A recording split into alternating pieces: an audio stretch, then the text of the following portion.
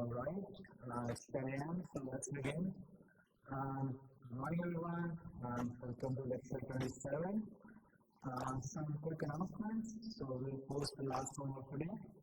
And it will not be due on Thursday, it will be due on next Tuesday, as we have discussed. Even there are 4 problems, just because it is a little bit more content, but not too bad. So 4 problems, and it will be due Tuesday midnight.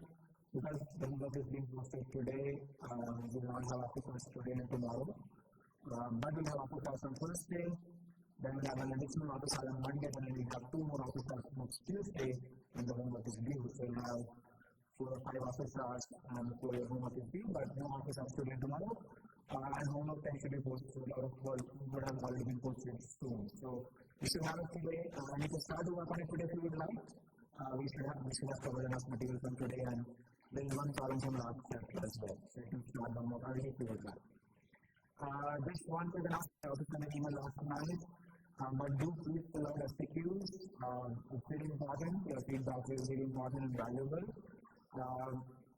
I would really appreciate if you actually put comments and not just ratings. So the more comments that you give, we actually read all of them very carefully. And there is like a debrief that I always have after the class is over. So I would really encourage everyone to submit. I'll send maybe a couple more reminders if the response rate is low. But please do take out the FAQs that you saw, the make some great feedback. We did implement, make some feedback, and so we'll always implement your feedback for the next edition of the course. Okay, so please do take some time out to fill FAQs. And the deadline is next Tuesday, so there's about a week. So send repeat reminders, but if you can fill it out, we really appreciate it. Okay? And you can speak about anything that you like, you did not like, whatever you want to mention your feedback, you're welcome to. But the more comments that you put, the most helpful that is for us. More than the numeric rating, it's really the comments that really help us. Okay? Alright, so any questions on the homework or anything like that? Good, okay, and then we have the announcements for the next final exam. We have leaders coming in next week. The final exam is on May 9th, so 2 weeks from today. And as I indicated, the exam will only cover the third part of the course. So it's not cumulative, but slightly more weightage, 25% instead of 22.5. And we'll give you a practice exam and all the information for you. Okay, so the material will not be necessarily too much in sort of like volume, but we'll definitely we'll give you a practice exam so that we have sufficient practice and we have a good idea of what to expect. Alright, so let's begin. Today what we want to do is chapter 9. And this is the last chapter that we'll cover in the course. So today, chapter 9, the book, Flow Around Submerged Objects. Flow Around Submerged Objects. Okay?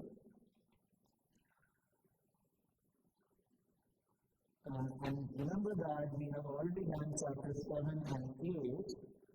So in chapter 7, we learned about dimensionless groups. So you learn about how there is Buckingham theorem to find dimensionless groups. And how many are there? So dimensionless groups, then you will have a process of method of extraction to find that. But we also did a non-dimensional Navier-Stokes equation. Non-dimensional Navier-Stokes equation. And we said that these will start to help us as we go along in our course. And today, in pipe flows, we learned about how friction is a function of Reynolds number and epsilon by d. So that was the key parameter, right? And then we learned about how this is for horizontal pipes. And then for networks, we discussed about minor losses, major losses, and so on. We discussed sort of pipe network, how the approach is done. Okay? I do definitely recommend if you have some time to go through the supplementary video which was on the 2-pipe problem, just to remind you that problem was this one. If I create a supplementary video going to slightly modifying the problem, but to show that in some condition you can actually have water flowing into the reservoir B or flowing out of the reservoir B, and if you have the perfect balance, you can actually stop the flow from B altogether. It will be so perfect that there will be no flow from B coming going anywhere. It will just come from A and go to C. So you just do check out that, it's an interesting problem, very informative, also very instructive for me to study that problem myself.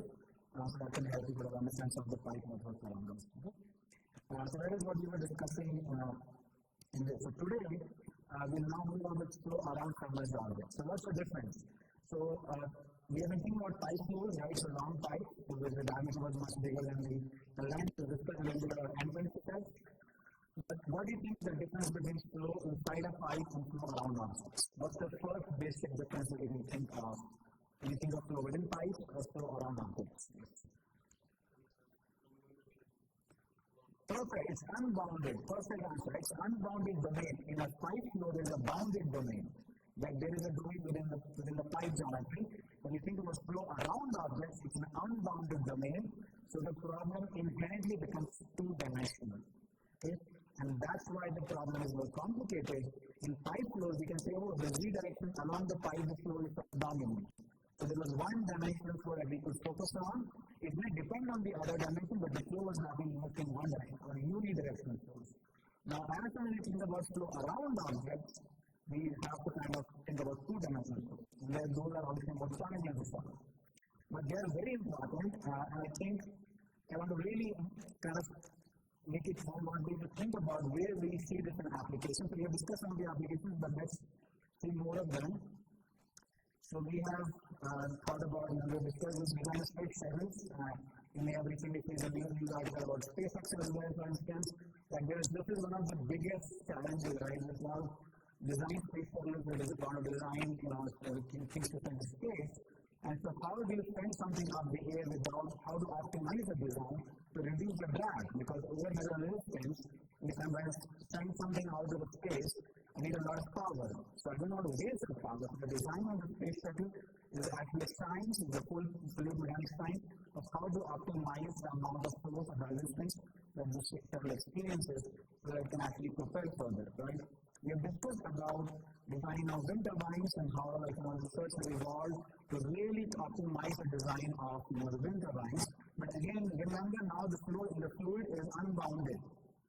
Right? There is an infinite domain. There is not like a confined domain. It's an infinite domain. So these problems are very complex.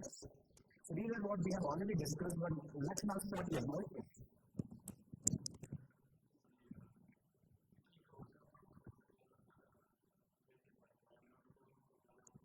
That's a very good question. We will get to that in the next lecture, but the questions are for streamlined bodies. It's not laminar flow.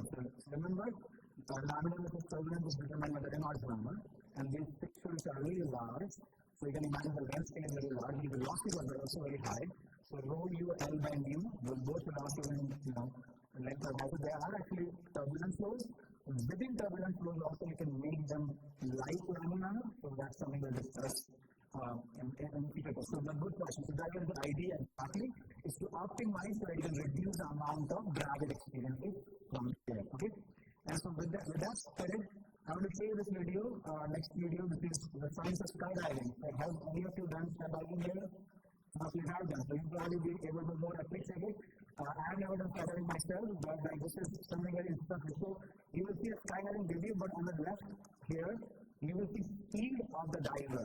Okay, so you see the speed of the diver. Just take a note of that. Okay, so we'll go further. Now the skydiving is about to begin. And note the speed gap. Okay, currently no speed, vertical speed. There is vertical speed. So start to skydive, the speed keeps on increasing. It goes from 0 to some 50 meters per second very quickly. It starts to stabilize at 55 meters per second. And then it stays at 55 meters per second. This is the vertical speed. And then the parachute opens, and then the foot pushes upwards, and the speed significantly reduces to 10 meters per second, goes down, and then you can safely land with the speed less than 10 meters per second speed, and you land and you can basically start. So the point being that first you start from 0 meters per second. You start from 0 meters per second, and you quickly go to 50 meters per second within a few seconds. Right? This is such a high acceleration. And then you stabilize. After one point, basically you stabilize. There is no change. So if you just leave it at this, 55 meters per second is a constant speed. Why? because the gravity is pulling the driver down, but there's a resistance force pushing the driver up, the air resistance, because the air is trying to push the driver up, so there's a balance of forces. So when the forces are balanced, the velocity can stay constant, right? When acceleration is zero, velocity is constant, not the diver. So we're talking about the diver's speed, right? But then the problem is you cannot land at 50 kilometers per second on the ground. Obviously, that's too much of an impact and momentum.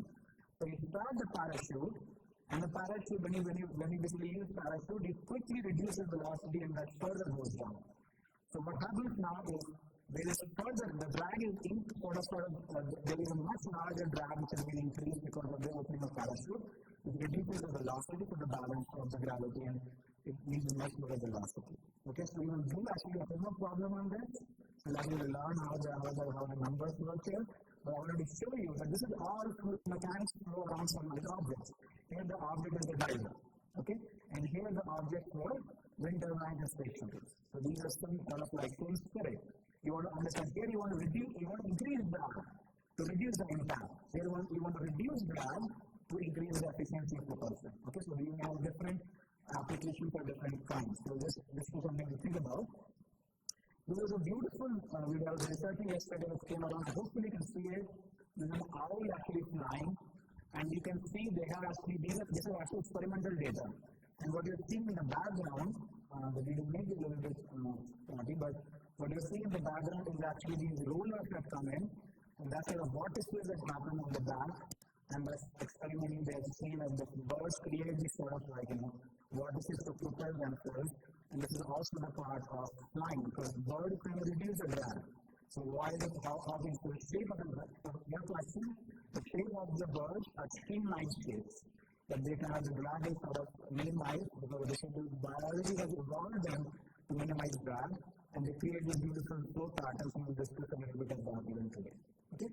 So flow around submerged objects is like a very different field, but as you can see, we start to apply the same concepts. Okay? Alright, so let's keep going. Yeah, so here, now what I've been talking till now is flow of one object. One picture you will put a wind turbine, a skydiver, or a bird.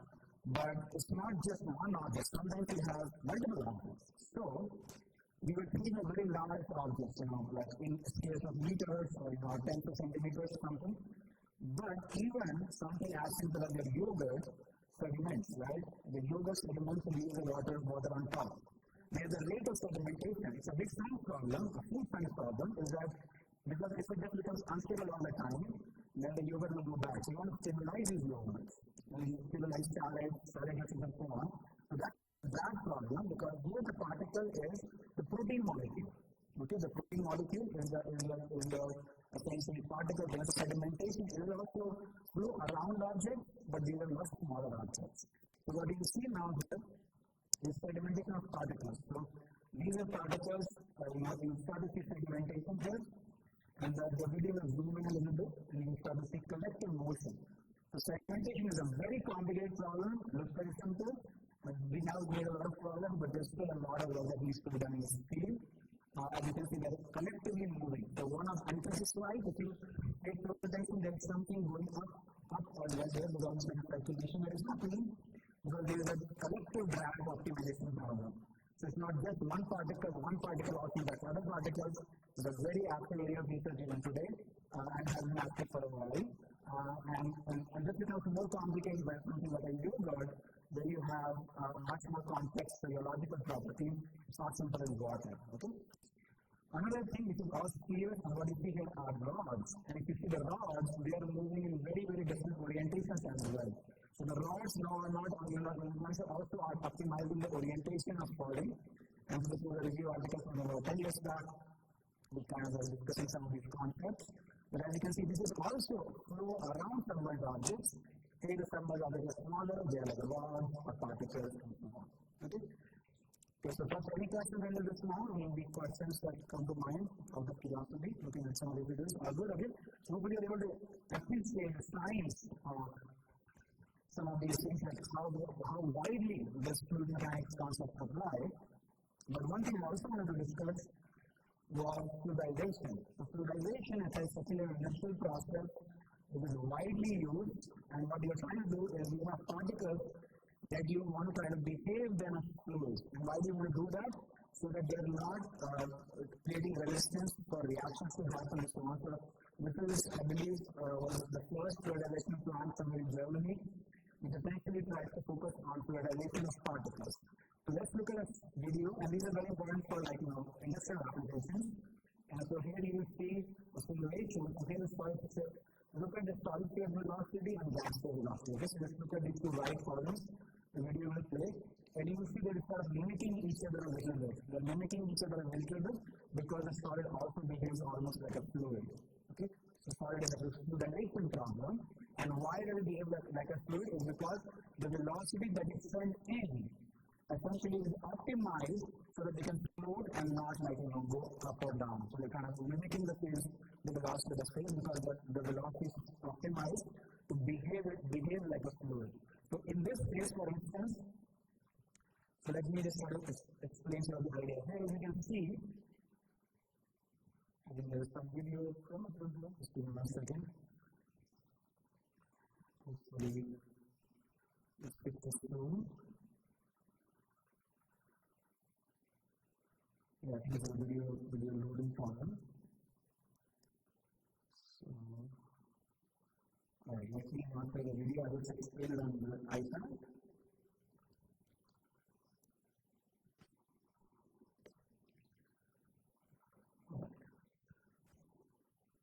So, basically, we have discussed essentially applications such as space shuttles,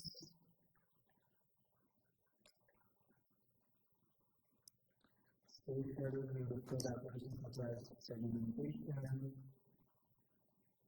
wind turbines,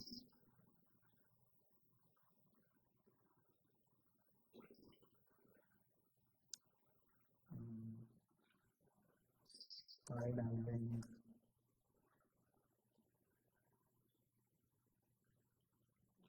bird flying, and so on. And then we're talking about fluidization. And what I wanted to basically mention was that sometimes you will read some of these more details as we go along in the courses. Let's say if you have a solid catalyst particles. So catalyst particles, if you're not familiar, don't worry about it. Catalyst particles will usually help you do chemical reactions, and they reduce energy barrier to kind of activate energy barriers so that you can have a reaction. But you want to essentially maximize the surface area which the fluid is and the particles in contact with the gas phase, right? If they are lying on top of each other, then you will not be able to maximize the contact area with the gas. But if they are up in the air, floating in the air, you will be able to maximize that. So essentially, you want to push these particles up and almost have them fluid in the air phase or the gas phase, and that's what fluidization does. It's a very, very successful industrial process. And as you can imagine, this is basically optimizing the drag on the particle so that it can float up and stay there, right? And so that's why there is also a problem of flow around submerged objects. In these cases, the catalyst particles that are floating around the gas. Okay? So, any questions until this point? Does it make sense to sort of how we think about flow around submerged objects? Okay? Alright, so till now we have essentially discussed all the different applications, and the challenges are. As I just pointed out, this is unbounded domain. Challenges are unbounded domain, such infinite domain of fluid phase, and the challenge is two-dimensional or three-dimensional problems. Two-dimensional or three-dimensional.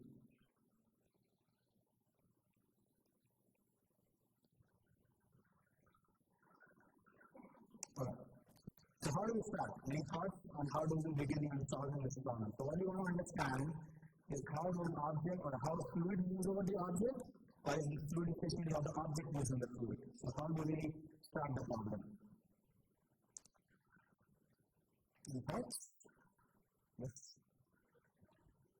Force balances, very good, right? So force balances is one of the ideas. You want to calculate a force on an object, and this is something you will see in the physical engineering often as engineers. We see it a little bit. Obviously, these space shuttles, owls, birds, everything is not a here. but you say let's approximate everything as a sphere to start. Okay? So we start as a sphere, but following up on the prediction, we think about the force on the sphere while it is moving in a fluid. Okay? So the model problem, which is like the way we call it the toy problem, or the model problem is we want to understand, let's say, a sphere, assume a sphere is falling in a density rho and viscosity mu. The diameter of this sphere is given as d. Okay. And it is falling with a velocity u. And so it's falling with a velocity u in a fluid, which direction do you think the drag force or the force by the resistance force by the fluid should be? It's falling down. It should be up, right? It's falling. The resist the motion. So perfect. The fluid direction should be up. So we call this FD. Okay. The book uses the symbol script D, but then that contains with the diameter, so I'll just use F of D, which is drag force. Okay, just simplify. This is the drag force. That's the unit of Newton. Do you remember this problem? Does anybody remember this problem? Have you seen this before? When did you see this? Some of you are nodding. Dimensional analysis lecture, right? So this is what Nathan covered, that if you have 5 different parameters here, 3 different dimensions, you get 2 dimensional groups. And what is the 2 dimensional group will define to be pi 1. So if I do FD by rho u square d square, and pi 2 was the gold or Reynolds number, rho u d by mu. Okay?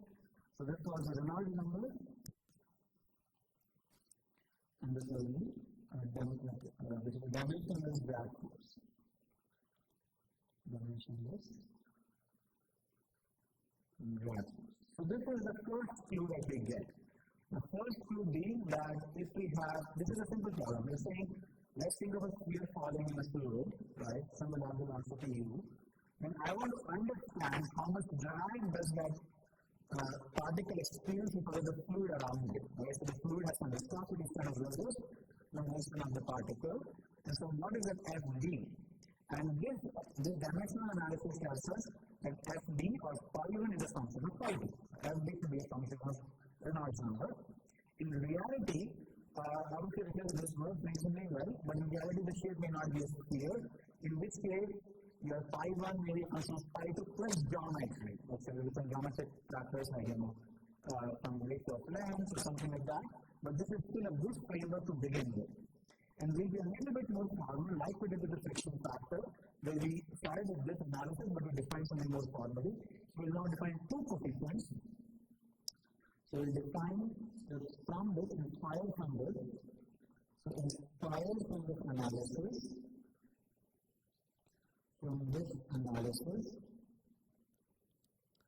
we define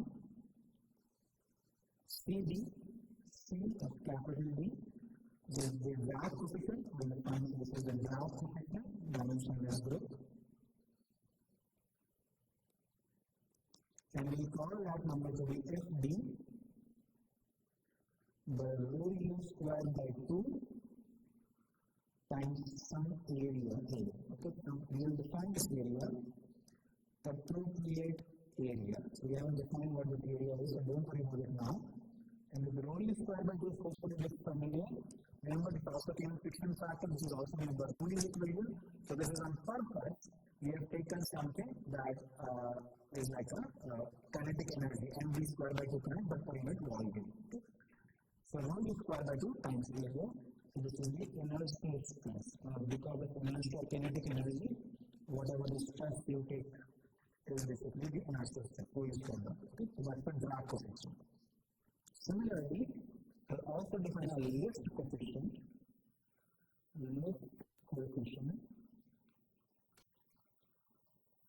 which is lift force of all by rho u squared by 2 times A. This is the lift force. Okay? So these are the 2 important things that we have defined, the drag coefficient and the lift coefficient. One helps us quantify the drag force, and one where it helps us quantify the lift force. So any thoughts on how do I define drag and lift? Does anybody have a substitution of how do I differentiate both forces?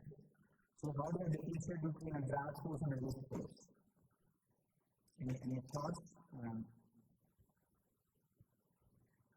Direction. Perfect. Right. So lift and drag is always in the direction the opposite, basically opposite to the flow. So it's parallel. So drag is parallel to the direction of flow. Drag is parallel to the direction of flow, and the lift is perpendicular to the direction of flow.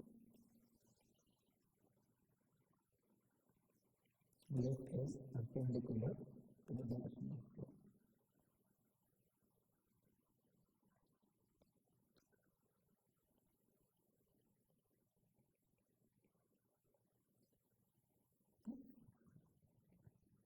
That's the key idea. So let's just something back up.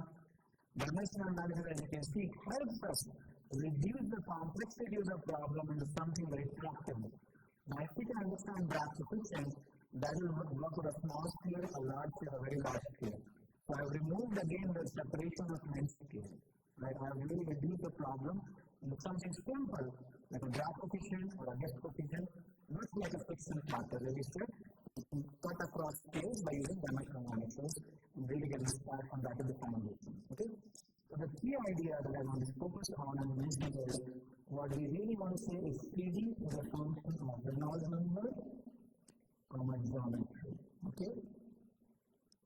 And CL is a function of the Reynolds number and geometry. That function we still don't know, and we will discuss this function, but this is the idea. And for spheres, it simply becomes CD is a function of the number. But the geometry is symmetric, so that does not matter. We simply just write only one. So that's why we start with a sphere. Because there is no geometric parameter dimension as we get in. It is just one diameter that defines everything. Like a sphere can simply be defined by the diameter. There is no anisotropy in a sphere. But if you have an ellipsoid, if you have a cylinder, if you have a rectangle, then there is no geometric parameters. So technically, it will be a function of geometry from the Reynolds number, but for spheres, it's simply the Reynolds number. Okay? Any questions on this idea? Anything that's confusing? All good? Go ahead. No, they'll be different. Very good questions. These are different functions. Okay? So not the same, so different functions. Different functions. This is just the same symbol, but these are different functions. Sometimes you don't even experience lift, but you may experience drag. So drag is more common than lift forces. Lift forces generally come more commonly in kind of in the asymmetry. Okay? So we'll discuss that in a bit. Good question. Very good question. Any other questions? Yes.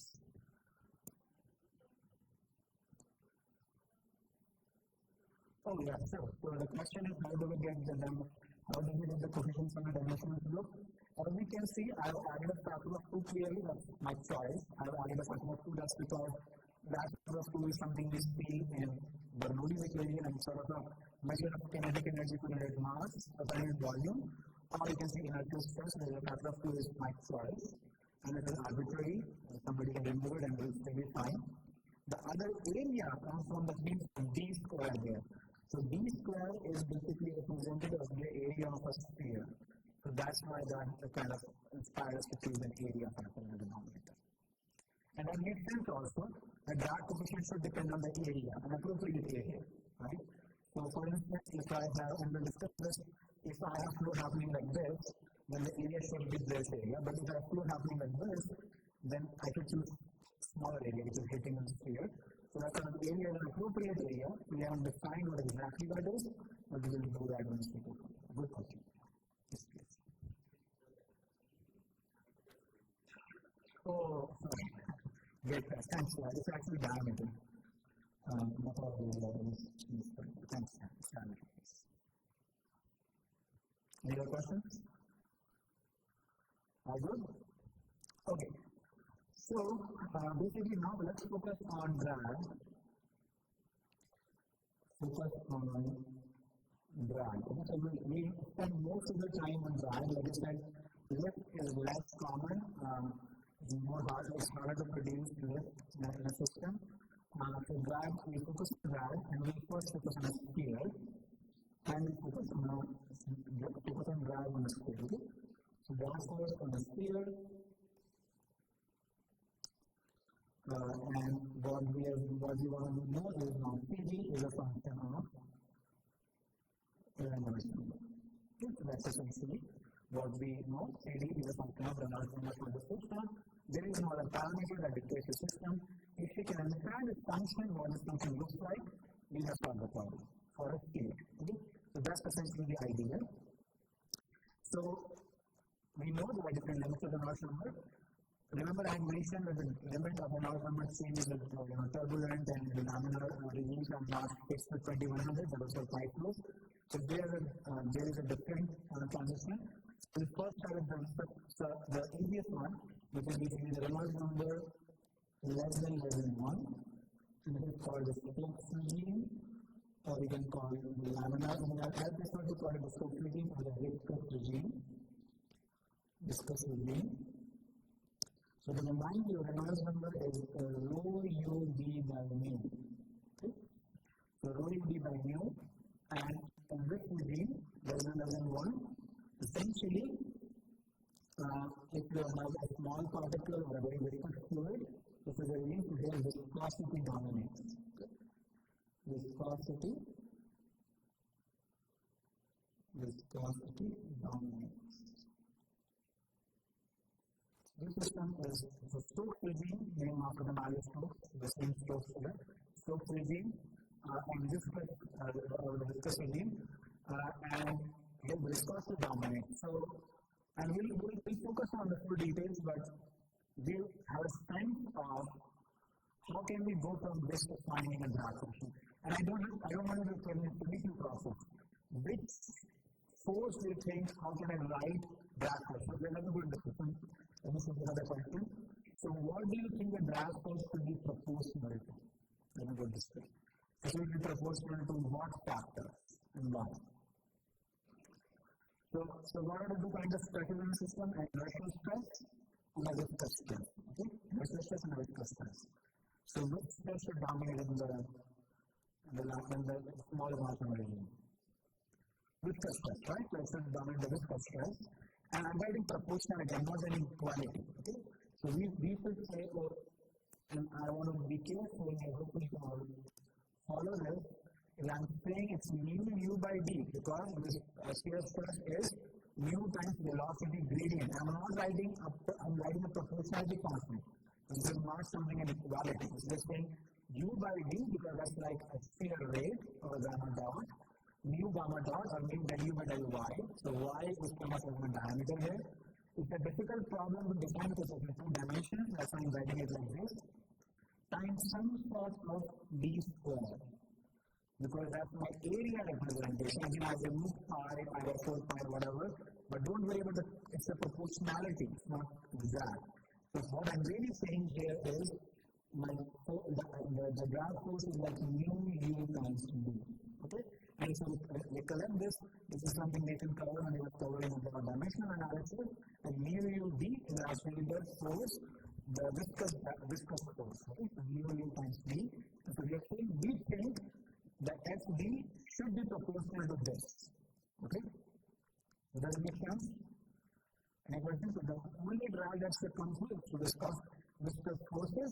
And if you actually do that, you can say the CD is equal to FD by rho u square by 2. And here I can define the area as pi d square by 4. Okay? So I can define the area pi d square by 4. I think let's not worry about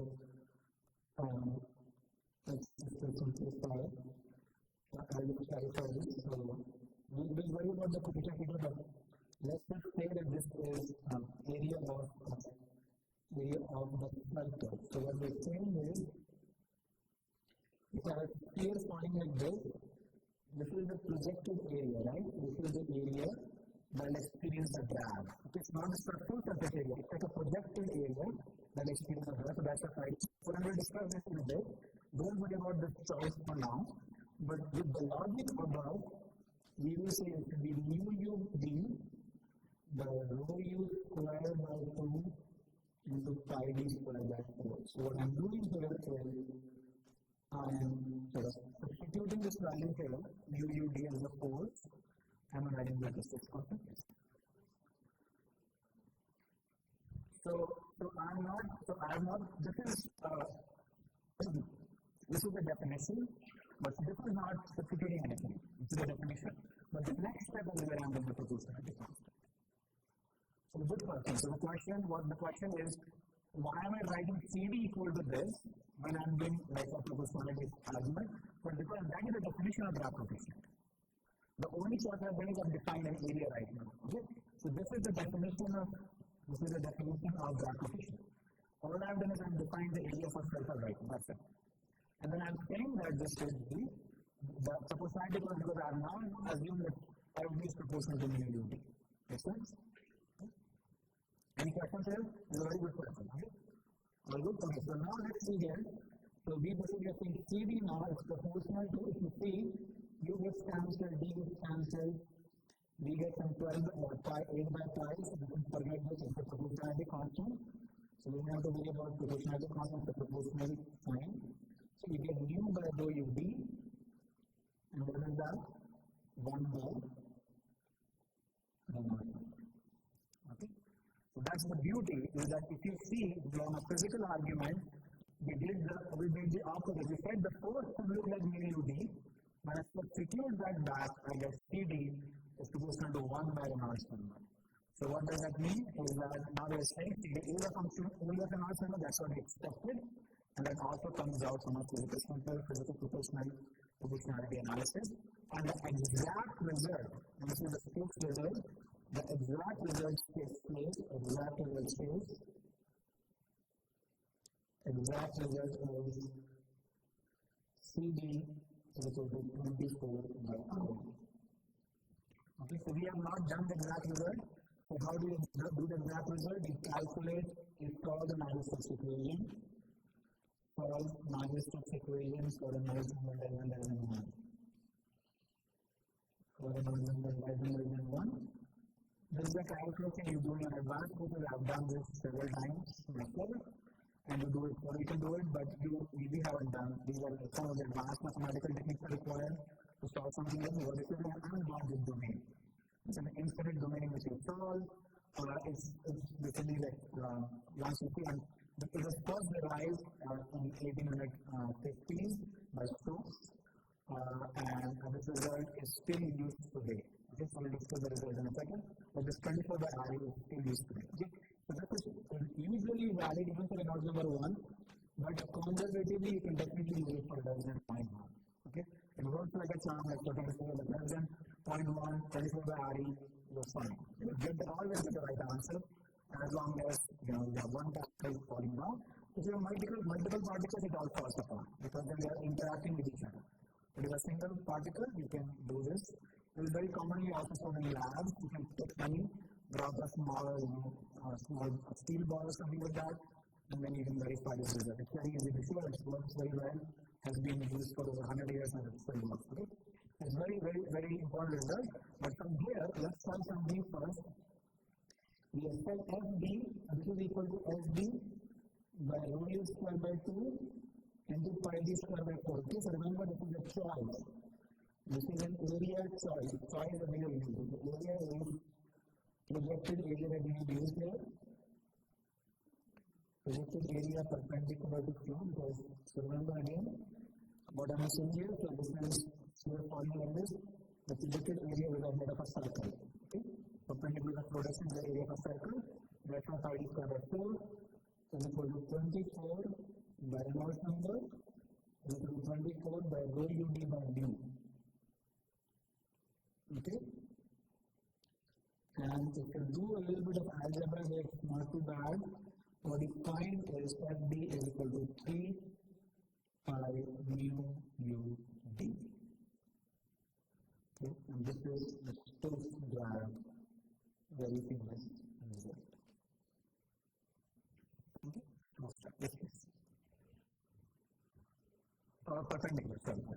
It's sometimes called by and it's perpendicular to perpendicular. So perpendicular.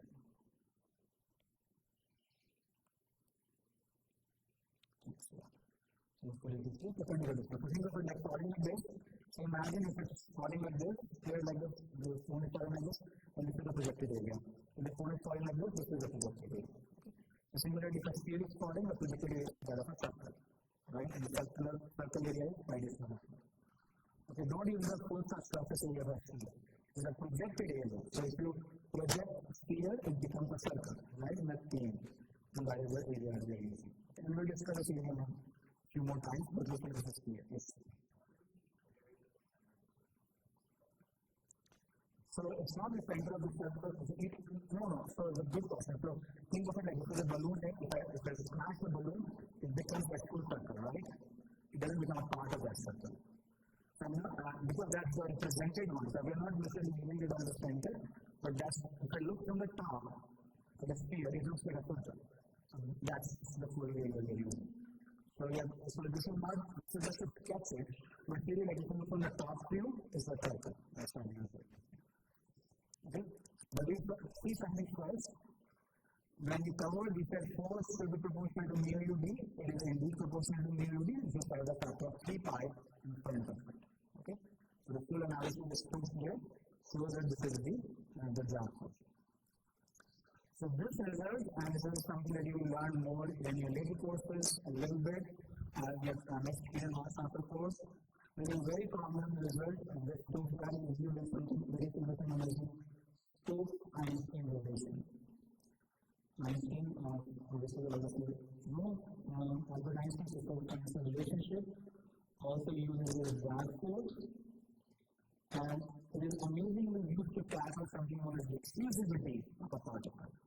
And diffusivity and all this property is something we use in the next course.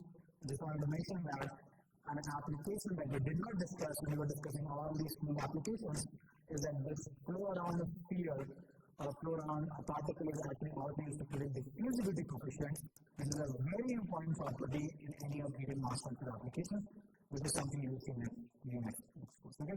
So this actually the fluid mechanics connects to other transfer processes, as you will see on this also. This is actually directly used to calculate diffusivity of a particle, and you will learn about that in your next class. Alright? So we have the first result. So I'll start the class today by talking about trying to understand flow around objects or all different applications. And we said it should be pi 1 and pi 2 from a dimensional analysis. We should define to be drag coefficient or lift coefficient depending on the direction of the flow. And we said we focus on drag on a scale. We said for this small dimensional regime is dominated by viscosity, and the result is 24 by RE. But I just want to emphasize, remember the friction factor was 64 by RE, the small dimensional regime.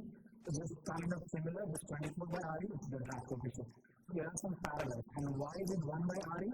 Because it's dominated by viscosity. In the Reynolds inertia by viscosity, is eventually like the viscosity will remain there. So 1 by RE typically represents something that is viscous dominated. Okay, if the left-hand side is normalized by an system. So with this, let's take a 5-minute break. I want to do one more thing. Let's take a 5-minute break. 10:43, let's start at 10:48. And then we'll do an example of using this result, and then we'll go from there. Yes.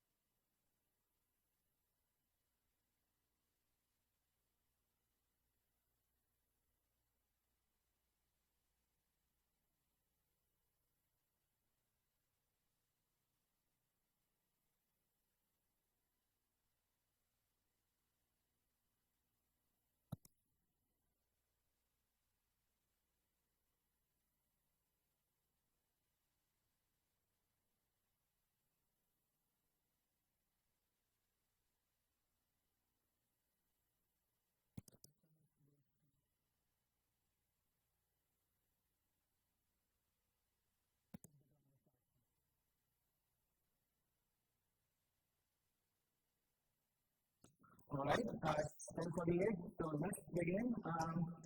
So we have been discussing about that course, which is two star.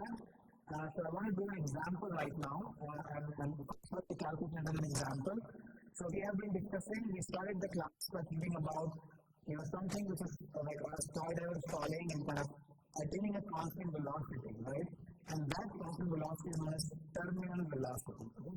We use this calculation to do terminal velocity calculation. So let's do that. We'll start with, so we want to predict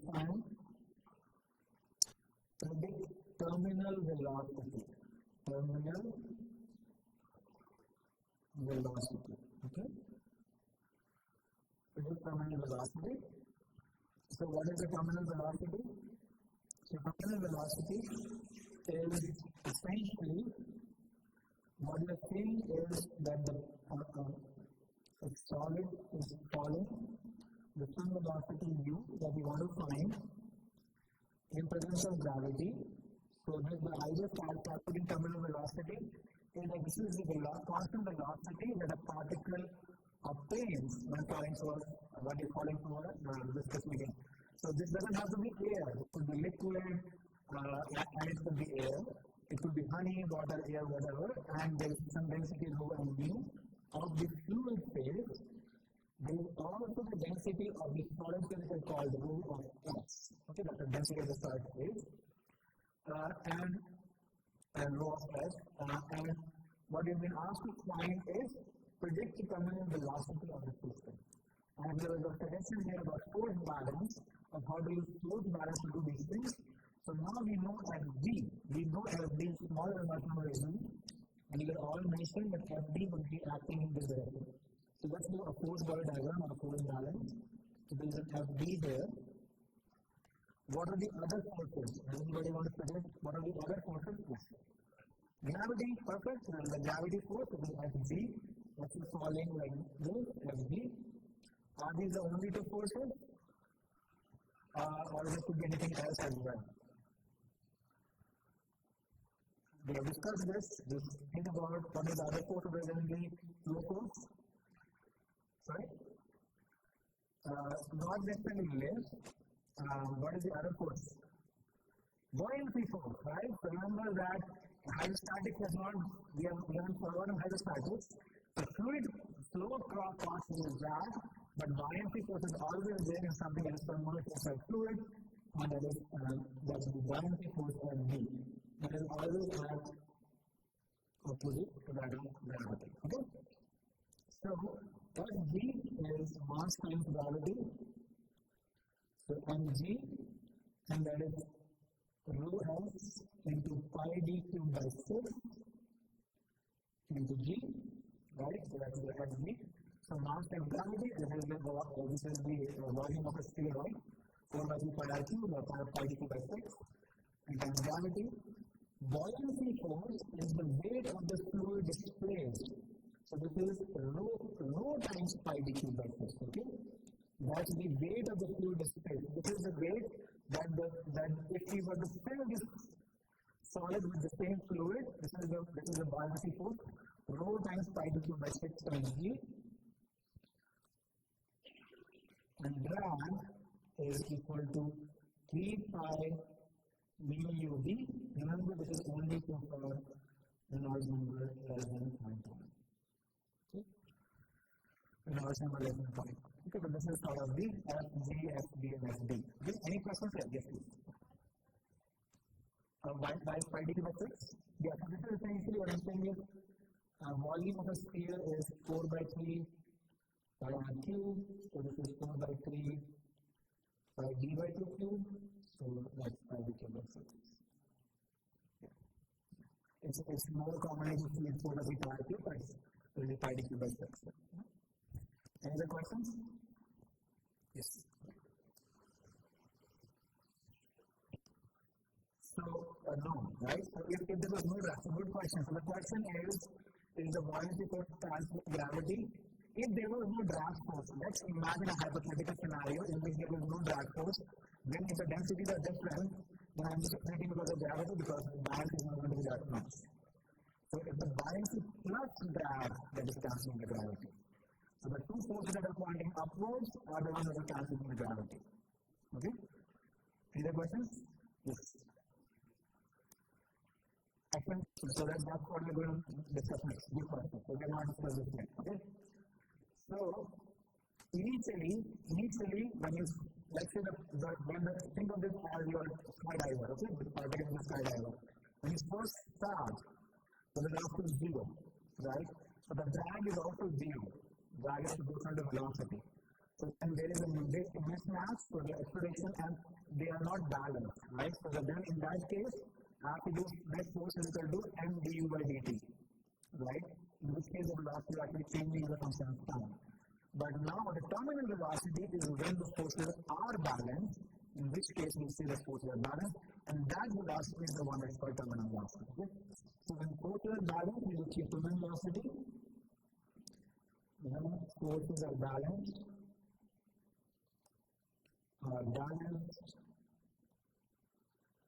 we achieve terminal velocity.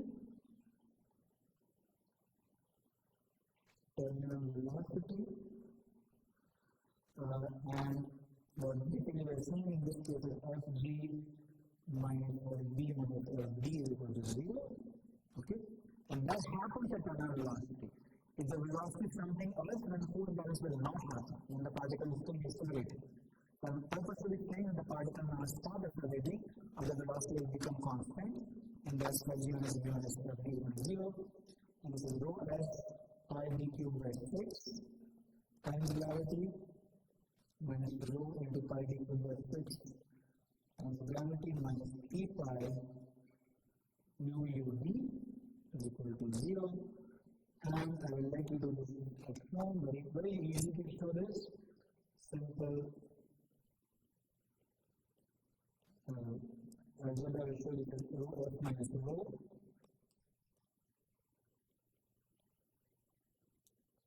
by 18. This is the terminal velocity.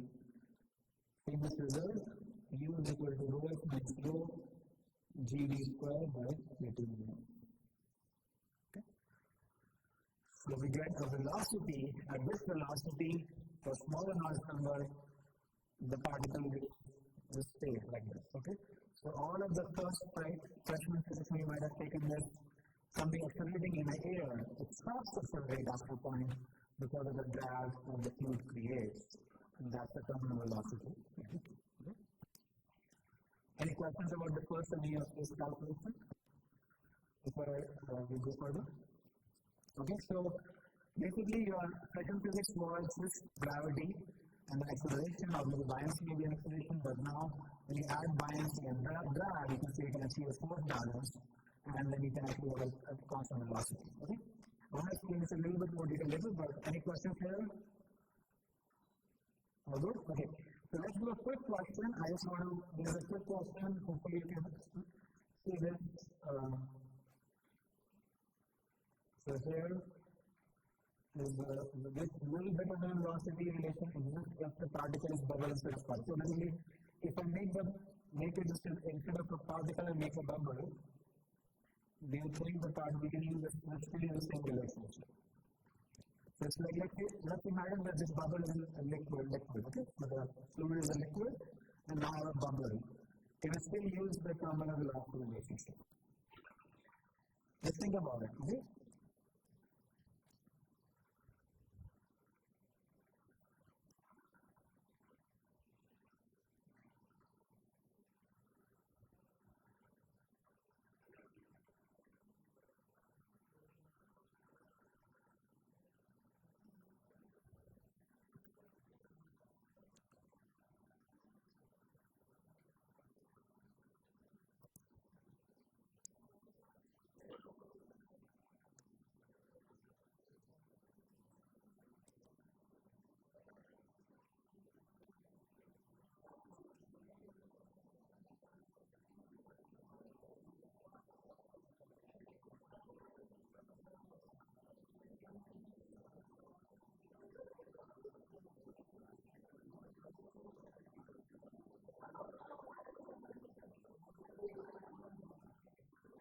Alright, I'll ask maybe 50 seconds and then we can You have a question?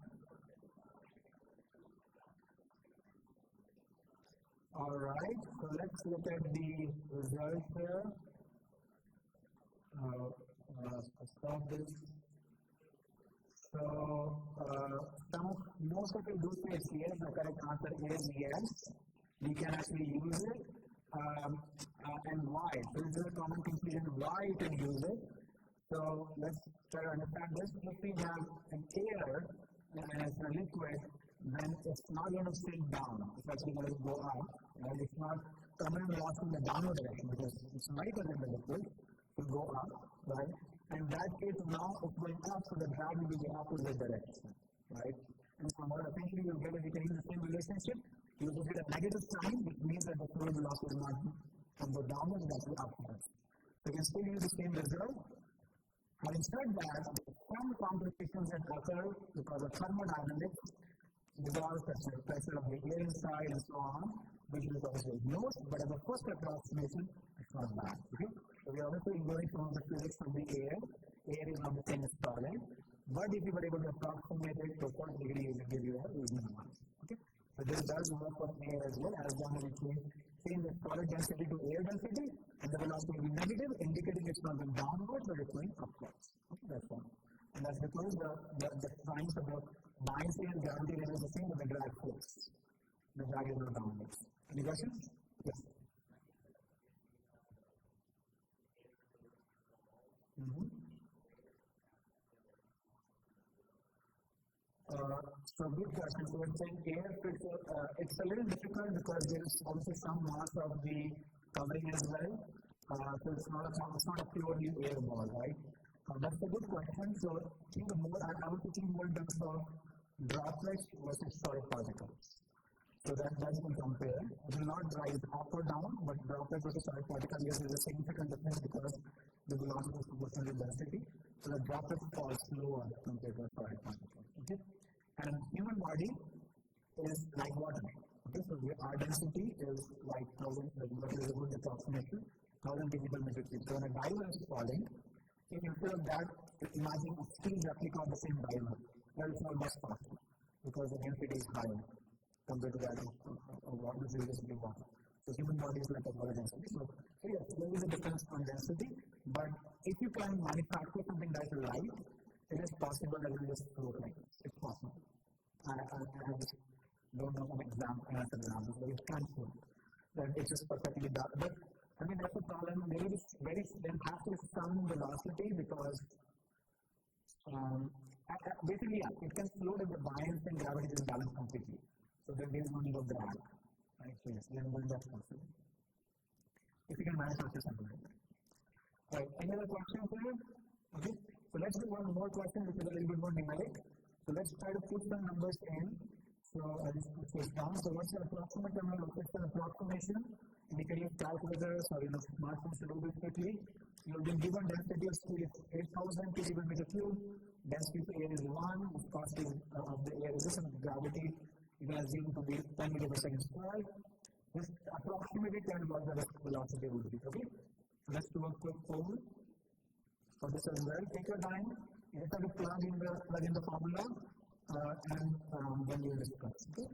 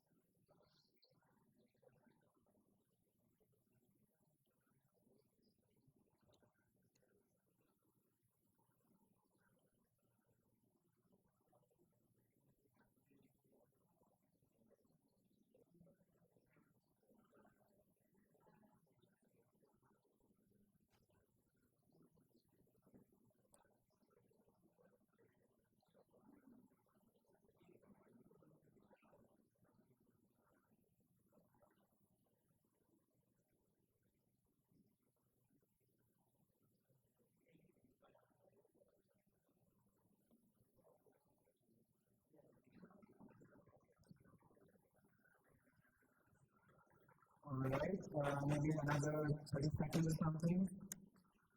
You get your answers. And this is approximate your answer. Maybe you just pick the nearest one. Okay? And it's going to give some sense of scale.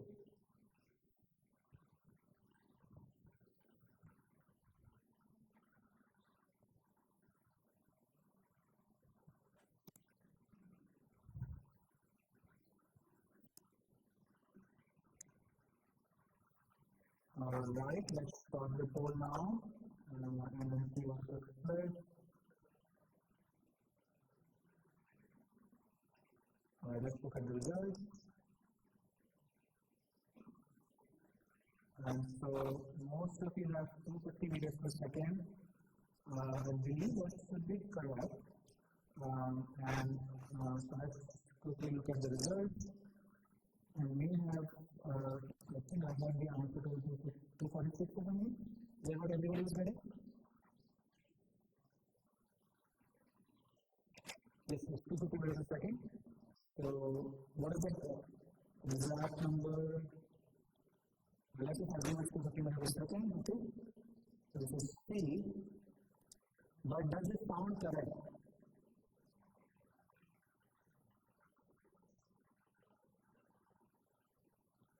So, does it sound correct? 250 meters per second.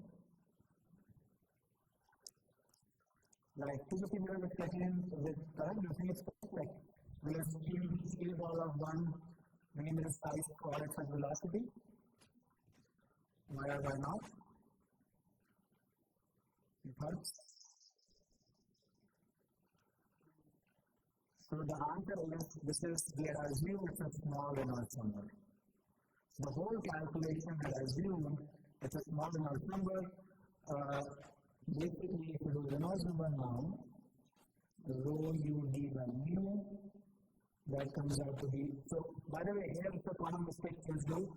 This is the density of air. Please don't take the density of solid. It's a very common mistake. I've seen over and over again. Although we're calculating the velocity of the solid, the Reynolds number is the density of the fluid state. Okay? The answer will come out all wrong. So, please, it's 1, not 8,000. So, 1 times 250 into the 10 to the minus 3. By 1.8 into 10 to the minus 5, and then the mean that comes out to be not written here, but definitely it's not less than 0.1, right? So it's not less than 1, not less than 0.1, okay? It's not less than 0.1, so not Stokes regime.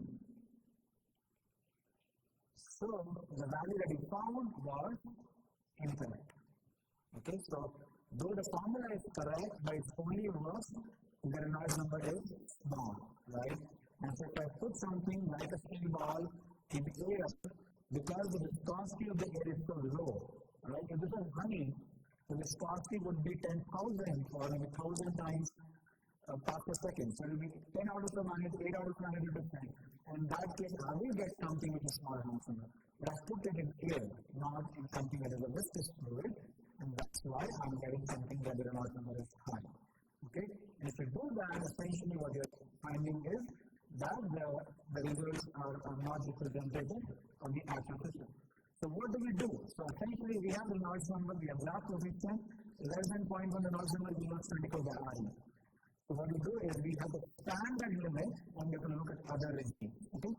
So graph coefficient to CD is equal to now different limits. So it's 24 by RE, 24 by RE, for RE less than 0.1.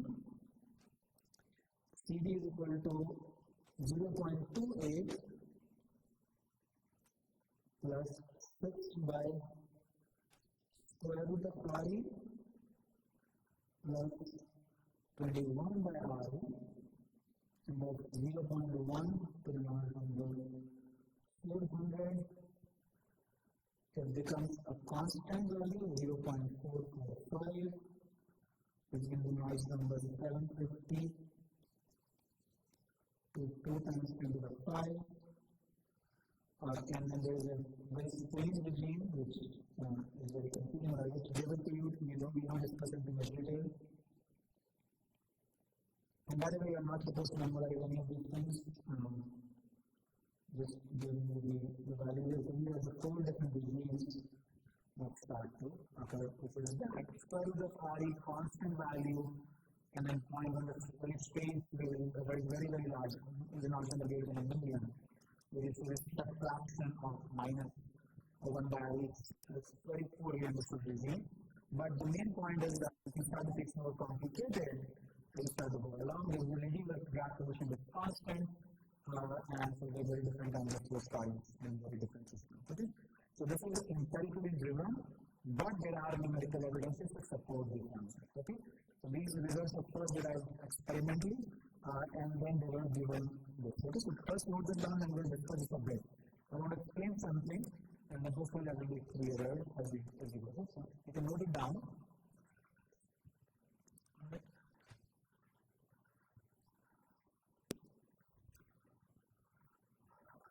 Alright, so now think of first regime. It was 1 by Reynolds number when the viscosity was dominating everything, right? The third regime is it's constant, and that's because the inertia dominates almost everything in that case. So we don't need Reynolds number because left hand side is force by inertia, and the right hand side is constant because force is inertia, right? So force by inertia is constant, so the force becomes inertia. But the force by inertia is equal to 1 by Reynolds number because Reynolds number is inertia by force. So what I'm saying is, if you're confused in some of this, you can think of the left hand side as drag force, the inertial force. This has Reynolds number is inertial force by viscous force. Okay? So this is essentially how we define, right? Drag force, inertial force, Reynolds number is inertial force by viscous force. So when Reynolds number is small, CD should be drag force. FG should be drag force. Right? Drag force should be equal to viscous force in a way. Right? And so that's why drag force is inverse of the Reynolds number so that I can cancel out the inertia. Okay? So what I'm saying is if I do 1 by Reynolds number here, then it is the opposite. It's viscous by inertia. So inertia from the left hand side and the right hand side gets cancelled. So drag force becomes a viscous force. Okay? But in this regime, is drag force by inertial force is a constant. Because drag force is all of inertia. It's constant, doesn't matter in that case. Okay? So it's also like an important just kind of a physical intuition of this number. And here you can see, I can make this because it's not really a math formula. And how do I remove this? Okay, yeah. And here what you see is in the middle of the two, there is a square root of an order coming in now. Because there is something in the middle between inertia and drag. It's a combination of inertia and drag. Okay? So let's give you some physical sense. These numbers were designed empirically, but there is a physical sense in these numbers. Alright, so because we have the last minute, I will give an example. Essentially, what we will do is next class we will do the same example, but show that as we see these in the third regime, so even also the standard speed, to 2 to 10 to the 5, the drag force is not 3 pi mu d, but we will calculate the drag force using the drag position formula. We will discuss that in the next class, so don't worry about it. But before that, I do want to show something quickly here. So this is a simulation taken from a recent publication. And so what you see here is this is Reynolds number 4. So yeah, before you forget, the demarcation is Reynolds number 1. Okay, so below Reynolds number 1, so Reynolds number more than 1, viscous, Reynolds number greater than 10 equals to turbulence. This is very approximately written, but the regime is not 2100 and 4000, it's 1 and 10. Roughly, okay? These are not exact limits, but less than 10, 1 equals to viscous, greater than 10 turbulent. And I want to show you how. Okay? So look at the limit here. So here look at 4. As you can see at the back end, there is a lot of almost asymmetry coming at the back of this. So let's play this video. So let's show this. There is a vortex now forming here, and look at this. This is unsteady system happening in the node number 48. And unsteady means turbulent. Okay, so this is unsteady forming, and look at this beautifully kind of like this shredding. So this is a really unsteady system. This 200 of factors here, as you can see, is beautifully they are able to kind of get this. What is the numerical simulation by the way? So this is turbulent resulting in a moving wake. So there is a wake that these particles leave at the back, and this can cause water fill, and this is unsteady water spreading. It starts and then fully there is so large scale of spreading at the back, and that with the drag coefficient is very different. This is not less than 1, but if I go to scale it at 1, it will be symmetric at the back as well. In that case, you can use 1 by an order formula. But as soon as you start to go further, you have to use the other correlations that I was showing you, and that's why I'll quickly show you this plot here. So what is the drag coefficient versus the not number, the sphere line, the solid line is the one that we were discussing this evening here. The correlation is established, and that is the mysterious drop that I was talking about. This is the last region, based in a million, but this is the one that realistically we focus on. Okay? And similar also is for discs. Discs have a different limit, and the spheres have a different limit. So we'll discuss that in the next lecture. The drag coefficient gives you an idea of the drag force, and then the drag force gives you an idea of the sum of the elastic forces. Okay? And so the next lecture we start to discuss what is the component of the drag force, a little bit more details on this. And in the last lecture, next Tuesday, for the exam is focused on expanding between the different geometries and so on. Okay? And after discussing the coefficient. Alright, so we'll see you on Thursday.